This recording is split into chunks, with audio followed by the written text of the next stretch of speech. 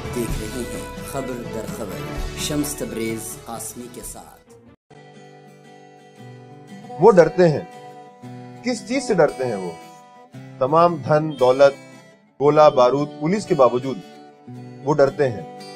वो डरते हैं कि एक दिन निहत्ते और गरीब लोग उनसे डरना बंद कर देंगे। अस्सलामु अलैकुम, मैं हूं शम्स तबरेज कासमी और आप देख रहे हैं मिल्लत टाइम्स। उमर खालिद को दिल्ली पुलिस ने दिल्ली फसाद की साजिश रचने के इल्ज़ाम में गिरफ्तार कर लिया है। इसके अलावा भी एक लंबी लिस्ट है स्टूडेंट्स की और एक्टिविस्ट की जिन्हें पुलिस ने फसाद का जिम्मेदार करार देकर जेल में बंद कर रखा है। ये सब वो हैं जो सीए मुखालिफ प्रोटेस्ट में नुमाया चेहरा थे और बढ़ चढ़ कर हिस्सा ले रहे थे, लेकिन इन लोगों का अब कोई चर्चा नहीं है। इनकी गिरफ्तारी के खिलाफ कोई भी आवाज़ नहीं उठ रही है। मारूफ समाजी कारकुन योगेंद्र यादव पर भी दिल्ली फसाद कराने का इल्ज़ाम है। दूसरी तरफ वो शुरू से जांच पर यह कहते हुए सवाल उठा रहे हैं कि दिल्ली पुलिस फसाद के लिए साजिश रचने वालों की जांच कर रही है या जांच में साजिश कर रही है। खबर दर खबर में आज बताएंगे पूरा मामला, लेकिन पहले आज की ये 5 अहम न्यूज़। पार्लियामेंट का मानसून सेशन आज से शुरू हो गया है, लेकिन एक बुरी खबर ये आई कि 25 member of parliament corona positive पाए गए हैं। 17 एमपी का ताल्लुक लोकसभा से है और 8 का ताल्लुक राज्यसभा से है। लोकसभा में कोरोना पॉजिटिव होने वाले सबसे ज़्यादा 12 अरकान बीजेपी से ताल्लुक रखते हैं। इसके अलावा वाईएसआर कांग्रेस के 2 अरकान हैं। शिवसेना और डीएमके और आरएलएसपी के एक अरकान इसमें शामिल हैं। इसके अलावा एक और ख़बर यह है कि दिल्ली के नायब वज़ीर आला मनीष सिसोदिया भी कोरोना पॉजिटिव हो गए हैं। सीनियर वकील प्रशांत भूषण ने सुप्रीम कोर्ट में आज ₹1 का जुर्माना अदा कर दिया है। तौहीन अदालत के जुर्म में सुप्रीम कोर्ट ने उन्हें सज़ा के तौर पर ₹1 का जुर्माना अदा करने के लिए कहा था। प्रशांत भूषण जुर्माना देने के साथ सुप्रीम कोर्ट में अपनी सज़ा पर नज़रसानी की दरख्वास्त भी दायर की है और ओपन अदालत में समाअत का मुतालबा किया है। इसके अलावा उन्होंने ये भी कहा कि जुर्माना भरने का ये मतलब नहीं कि मैं सुप्रीम कोर्ट का फैसला कबूल कर रहा हूँ। चीन की कंपनी भारत की 1000 अहम शख्सियात की जासूसी कर रही है और उनकी सभी सरगर्मियों पर नज़र रख रही है। इंडियन एक्सप्रेस ने यह खबर शाया किया है और जिन शख्सियात पर चीन की नज़र है उनमें भारत के सदर जमहूरिया रामनाथ कोविंद, वज़ीर-ए-आज़म नरेंद्र मोदी, अपोजिशन लीडर सोनिया गांधी, साबिक़ प्राइम मिनिस्टर मनमोहन सिंह समेत कई मिनिस्टर, साबिक़ मिनिस्टर, रियासतों के वज़ीर आला जैसे लोग शामिल हैं।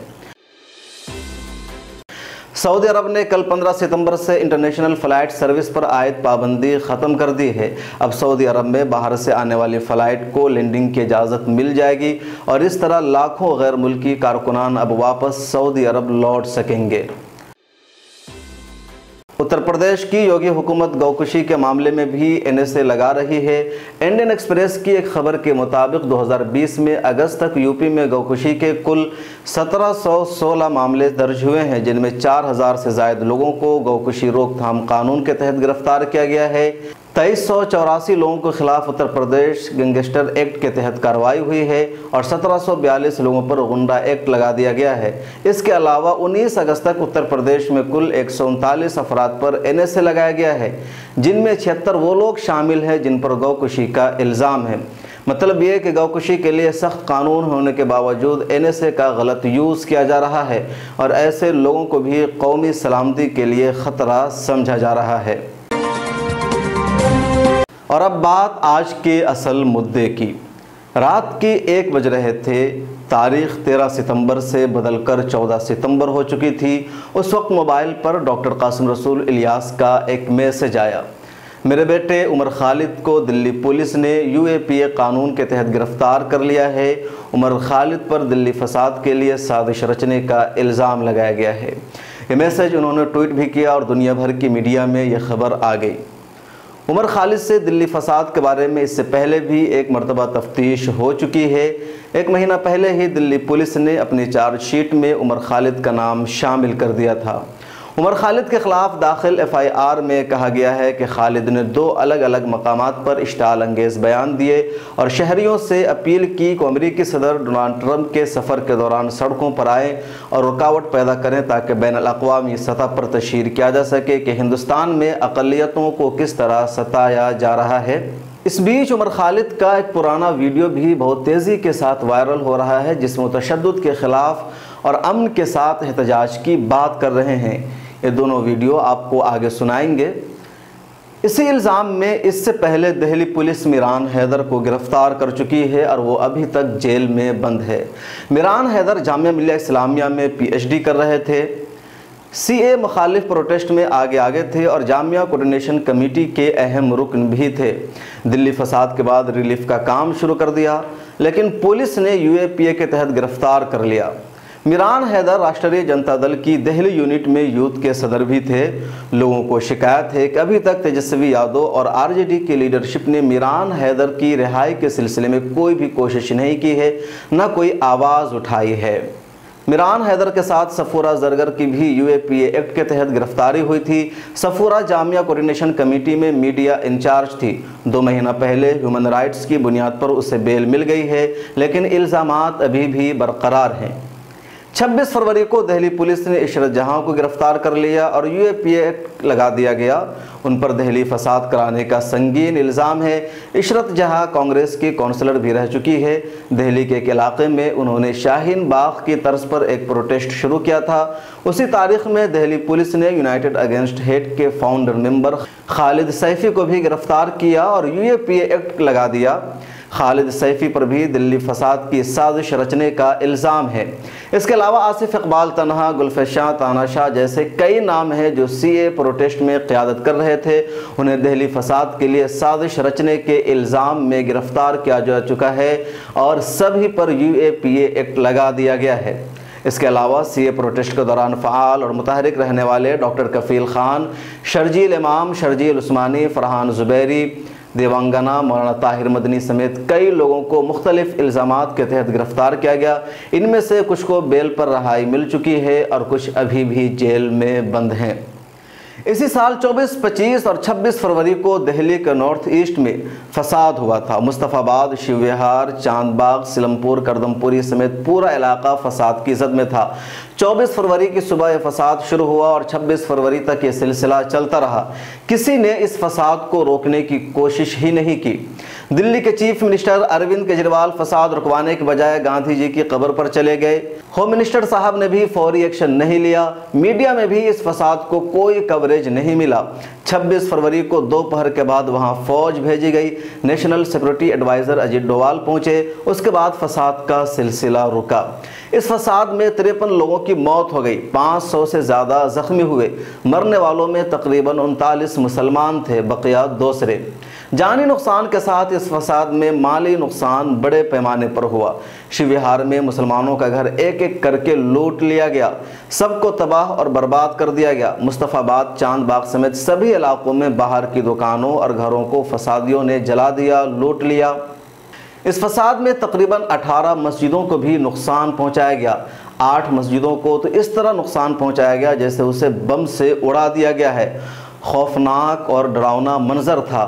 फसाद के दौरान 50 के करीब पुलिस एहलकार भी जख्मी हुए और एक IB अफसर अंकित शर्मा की लाश भी मिली, जिनके जिस्म पर चाकू के कई सारे निशानात थे और बेदर्दी से मारा गया था। वज़ीर दाखिला अमित शाह ने इस फसाद के लिए CA मुखालिफिन को जिम्मेदार ठहराया। मार्च के शुरू में उन्होंने पार्लियामेंट में बयान देते हुए वाज़ेह किया कि CA एहतजाज ही फसाद की वजह है। Umar Khalid, united against hate वगैरह का उन्होंने इशारों में तस्करा भी किया।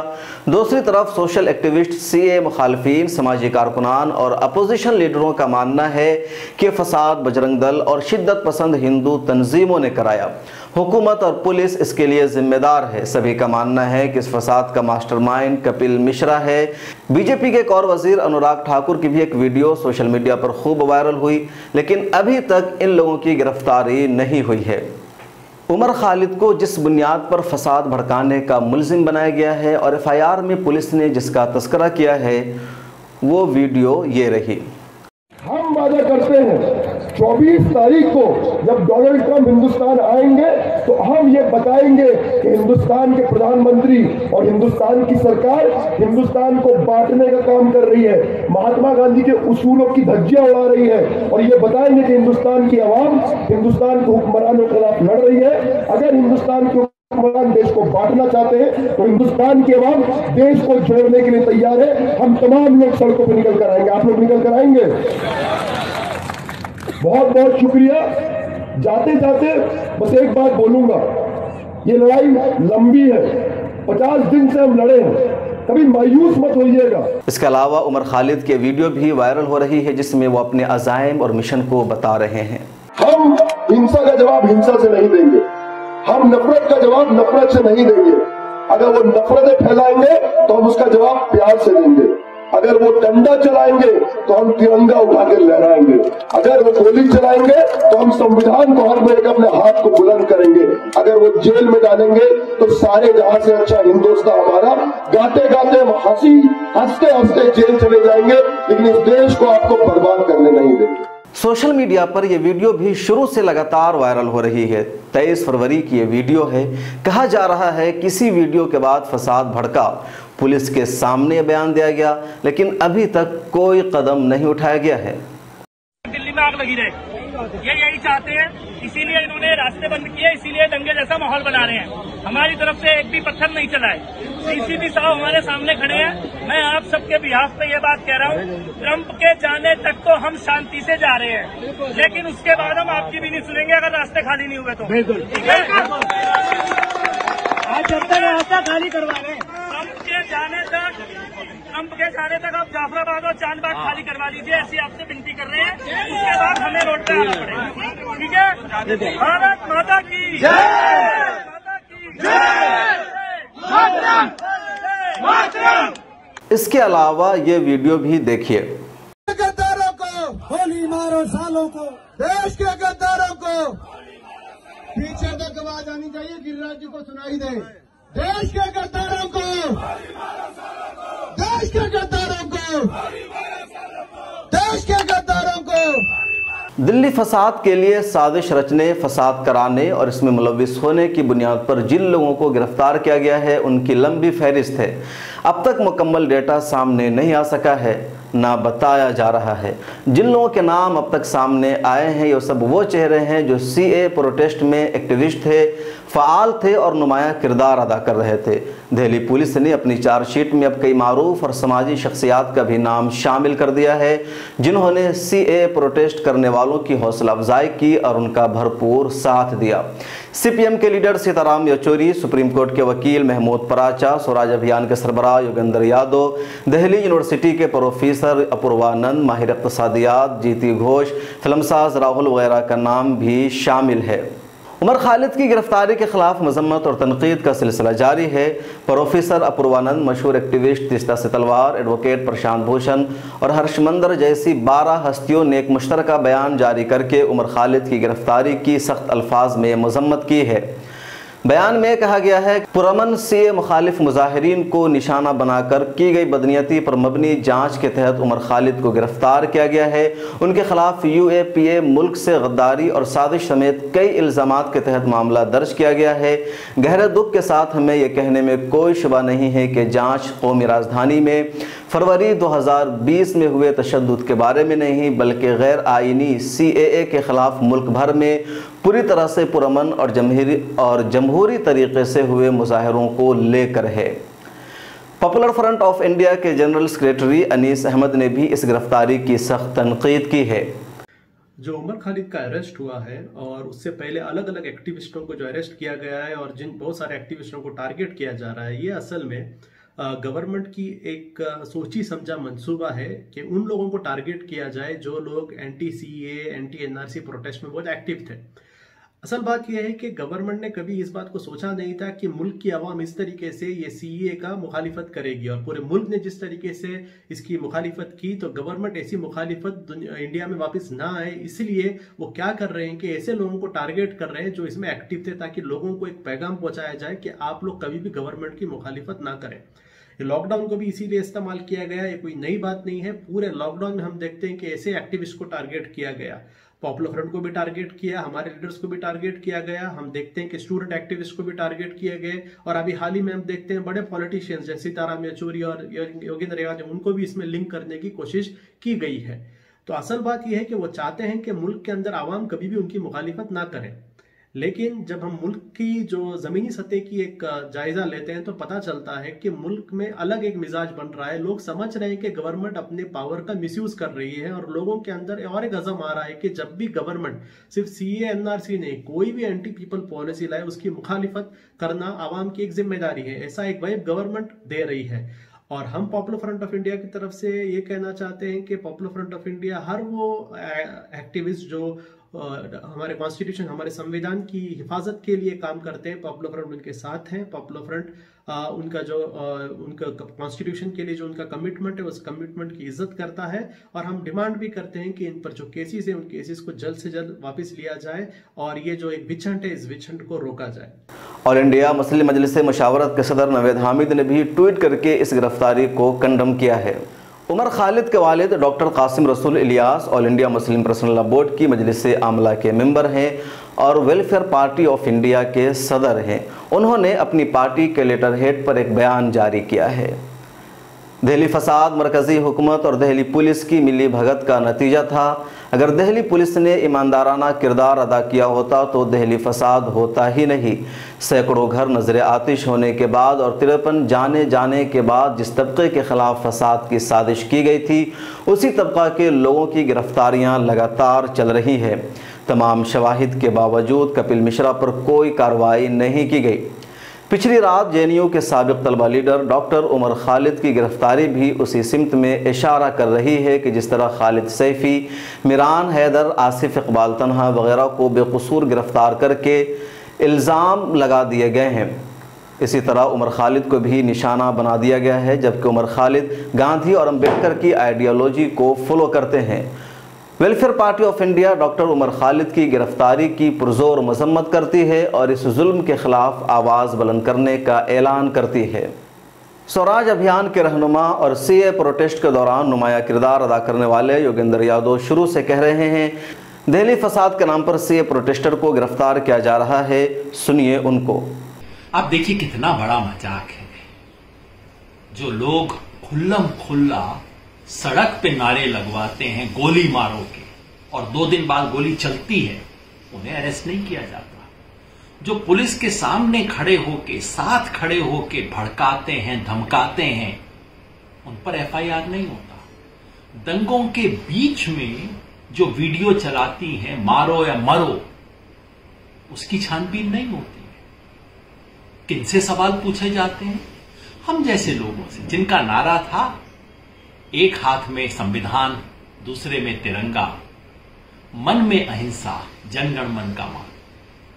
उन लोगों से सवाल पूछे जा रहे हैं ताकि पूरे NTCA प्रोटेस्ट को बदनाम किया जा सके। वो दिल्ली पुलिस जो 6 महीनों से अपने ही दिल्ली पुलिस के लोगों को ढूंढ नहीं पा रही, जिन्होंने फैजान को मार दिया वीडियो के ऊपर, जिन्होंने पत्थर चलाए, जिन्होंने CCTV तोड़े, वो चिराग लेके हम लोगों के स्टेटमेंट को ढूंढ रही है।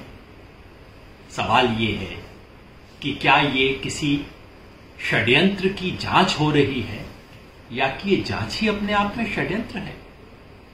कहीं दिल्ली पुलिस ले दे के अपनी पूरी छानबीन में उस निष्कर्ष की पुष्टि करने तो नहीं बैठी जो गृह मंत्री अमित शाह जी ने 11 मार्च को पहले ही डिक्लेयर कर दिया था। गृह मंत्री जिन्होंने 25 फरवरी को दिल्ली के चीफ मिनिस्टर से मिलने के बाद बोला ये तो स्पॉन्टेनियस वायलेंस हो गई, बाद में बोला कि यूपी से आए थे लोग, इन्होंने हिंसा कर दी, लेकिन 11 मार्च को कहा ये षड्यंत्र था। उन लोगों के नाम गिना दिए जिनका षड्यंत्र था। तो क्या दिल्ली पुलिस की सारी जांच उस षड्यंत्र को सच्चा साबित करने की है? और अगर ऐसा करेंगे तो क्या देश का विश्वास कानून व्यवस्था पे रह जाएगा? दिल्ली पुलिस की यूनिफॉर्म पे ऑलरेडी एक दाग है 1984 का। मुझे अफसोस है कि दिल्ली पुलिस कहीं एक दूसरा दाग अपनी यूनिफॉर्म पे न लगा दे। दिल्ली पुलिस ने यह सारी गिरफ्तारी UAPA के तहत की है, इसलिए जानना जरूरी है कि एक्ट क्या है। UAPA का फुल फॉर्म है अनलॉफुल एक्टिविटीज प्रिवेंशन एक्ट। 1 साल पहले 2019 में पार्लियामेंट से मंजूर हुआ है। इस बारे में मजीद तफसील जानने के लिए ये वीडियो देखें। UAPA unlawful activity prevention amendment act 2019 ये एक ऐसा कानून है जो कि 2019 में नहीं 1967 में लाया गया था भारत सरकार द्वारा। चूंकि एक्ट 1967 में आया, लेकिन इस पे 6 बार अमेंडमेंट्स हो चुके हैं। 2019वां का जो अमेंडमेंट है वो इसका 7वां अमेंडमेंट है। वो 6 अमेंडमेंट्स कब कब थे? 1969, 1972, 1986, 2004, 2008, 2013 ये 6 अमेंडमेंट्स हो चुके थे इस कानून पे। आगे हम ये जानेंगे कि इन 6 अमेंडमेंट्स और 2019 के अमेंडमेंट में क्या क्या अंतर है। पहला अंतर, 2019 से पहले भारत सरकार के पास ये शक्ति थी कि वह किसी भी संगठन को जिन पे भारत सरकार को ये संदेह हो कि वह किसी भी प्रकार से टेररिस्ट एक्टिविटीज को बढ़ावा दे रहे हैं थ्रू टेररिस्ट फंडिंग या किसी भी तरीके से, तो भारत सरकार उसे बैन कर सकती थी, यानी उसे खंडित कर सकती थी और उस एजेंसी को टेररिस्ट एजेंसी घोषित कर सकती थी। 2019 में जो इसमें एक बहुत ही महत्वपूर्ण बात जोड़ी गई वो ये कि अब भारत सरकार किसी एक व्यक्ति को भी टेररिस्ट घोषित कर सकती थी। 2019 के संशोधन से पहले भारत सरकार एक समूह को टेररिस्ट समूह या फिर एक ऐसे संस्थान को टेररिस्ट संस्थान घोषित कर सकती थी, लेकिन एक व्यक्ति को नहीं। लेकिन 2019 के संशोधन के बाद भारत सरकार एक व्यक्ति को भी टेररिस्ट घोषित कर सकती थी। मैं आपको यहाँ बता दूं, 2019 से पहले भारत सरकार किसी व्यक्ति को टेररिस्ट तब घोषित कर सकती थी जब लीगल प्रोसेस के थ्रू वो व्यक्ति अपराधी माना जाए किसी टेररिस्ट कार्य में। दूसरी महत्वपूर्ण बात, यूएपीए के इन्वेस्टिगेटिंग ऑफिसर्स, जांच प्रणाली के जो अफसर होते हैं, जब वह किसी राज्य में रेड डालने जाते थे 2019 से संशोधन से पहले, तो उन्हें उस राज्य के डायरेक्टर जनरल ऑफ पुलिस की मंजूरी लेना आवश्यक था। लेकिन 2019 के संशोधन के बाद यूएपीए के किसी भी इन्वेस्टिगेटिंग ऑफिसर को director general of police of the state के परमिशन की जरूरत नहीं है। उन्हें सिर्फ और सिर्फ director general of NIA, national investigating agency के परमिशन की आवश्यकता है। यह कार्य इसलिए किया गया ताकि जो पेपर वर्क होता है, जिसकी वजह से समय की किल्लत होती है, उसे रोका जा सके।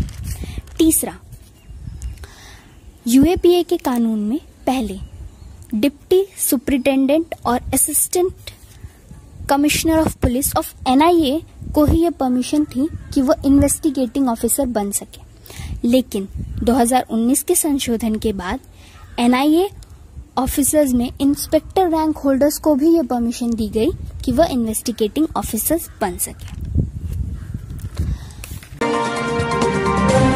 और अब बात व्हाट्सएप पर आने वाले मैसेजेस की। हैदराबाद से आज एक मैसेज आया। मैसेज करने वाले ने फ़ोन भी किया और उसने कहा कि मेरा घर यूपी से है, हैदराबाद मजदूरी करने आया हूँ, बड़ी मुश्किल से पैसा कमाया था, अकाउंट में डाला था 17,000 रुपये थे जिसे किसी ने फ्रॉड करके निकाल लिया। पहले मेरे अकाउंट से थोड़ा सा पैसा कटा, उसके बाद फ़ोन आया कि बैंक से बोल रहा हूँ, गूगल पर जाओ और इस तरह करो। वहाँ उसके मुताबिक मैंने जो कुछ किया उससे मेरे अकाउंट से 17,000 रुपये कट गए। मेरे पास इतने ही पैसे थे। जिसने मेरे साथ फ्रॉड किया है उसका नाम चंद्रा प्रकाश सिंह है। पुलिस में शिकायत दर्ज कराई है लेकिन कोई तवज्जो नहीं दी जा रही है। जिसके साथ ये फ्रॉड हो रहा है उसका नाम रब्बान खान है। उसने ऑडियो मैसेज में यह भी कहा कि प्लीज़ मेरी मदद करें, मैं सुसाइड करने जा रहा था लेकिन फिर मिल्लत टाइम्स का नंबर मिला, सोचा आप तक खबर पहुंचाऊं, शायद मेरी कोई मदद हो सके। खबर दर खबर में आज इतना ही। हमारा ये प्रोग्राम आपको कैसा लगता है कमेंट सेक्शन में अपनी राय ज़रूर दीजिए। आपके फीडबैक का शिद्दत से हमें इंतज़ार रहता है। आप मुझसे रब्ता करने के लिए ट्विटर और फेसबुक पर मुझे फॉलो कर सकते हैं। चैनल को सब्सक्राइब कीजिए और एक रिक्वेस्ट ये हमेशा की तरह कि इस वीडियो का लिंक कॉपी करके व्हाट्सएप, फेसबुक और ट्विटर पर ज़्यादा से ज़्यादा लोगों तक शेयर कीजिए। फिर मुलाकात होगी अगले शो में। अपना ख्याल रखिए। अल्लाह हाफिज़।